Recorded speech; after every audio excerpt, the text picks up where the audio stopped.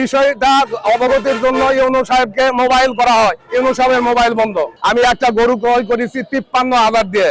আমার কাছে এই চেকের দাম নিল আমার কাছে ১,০০০ টাকা এবং যে গরু বিক্রয় করলো তার কাছে দিল ২০০ টাকা। আমার কথা হলো যে এখানে যে আমি ১,০০০ এবং ২০০ টাকা দেওয়া হলো, তার ঘর কোথায়, এখানে লেখা কোথায়, এই লেখা তারা দেয় না।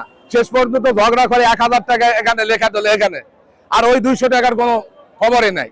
তাহলে এই বাজার কি ১২০০ টাকায়, প্রত্যেক গরুর প্রতি ১২০০ টাকায় সরকারকে নির্ধারণ করে দিছে? এটা জাতির কাছে প্রশ্ন, আপনাদের কাছে প্রশ্ন। এই বিষয়টা অবগতির জন্য ইউনূস সাহেবকে মোবাইল করা হয়। ইউনূস সাহেবের মোবাইল বন্ধ।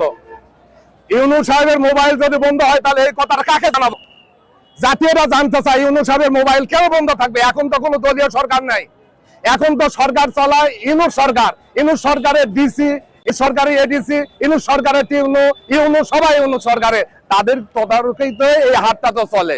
তাহলে এই হাট ভালো কিছু করা কি সম্ভব না সম্ভব নয়? জাতি এটা জানতে চায়। টোলের নিয়ম আছে যে গরু কিনলে বা বিক্রি করলে এত টাকা খাজনা দিতে হবে, এর কোনো সুনির্দিষ্ট কোনো নিয়ম নাই।